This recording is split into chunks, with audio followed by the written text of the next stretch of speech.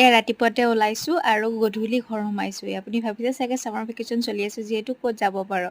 নমস্কাৰ, স্বাগতম জনাইছোঁ নতুন এটা ভিডিঅ'ৰ সৈতে। আৰু এয়া মই যাবলৈ ওলাইছোঁ স্কুললৈ, মানে আজিৰ পৰা ষ্টুডেণ্টৰ হোম ভিজিট, মানে স্কুললৈ যাব লাগিব। গোটেইখিনি টিচাৰ তাতে লগ হ'ব আৰু নিজৰ গ্ৰুপ ৱাইজ আমি ডেষ্টিনেশ্যনত যাব লাগিব। গতিকে এয়া আমি ষ্টাৰ্ট কৰিছোঁ যাবৰ কাৰণে। সকলোৱে গ্ৰুপবিলাক বান্ধি গৈছে। আমাৰ গ্ৰুপটো চাংচাৰি ছাইডত দিয়া হৈছিলে, গতিকে আমি সেইটো ছাইডে আহি গৈছোঁ। ষ্টাৰ্ট কৰিছোঁ আৰু কিন্তু ডিষ্টেঞ্চবিলাক বহুত বেছি হয়, ষ্টুডেণ্টবিলাকৰ গেপটো বেছি আছিলে।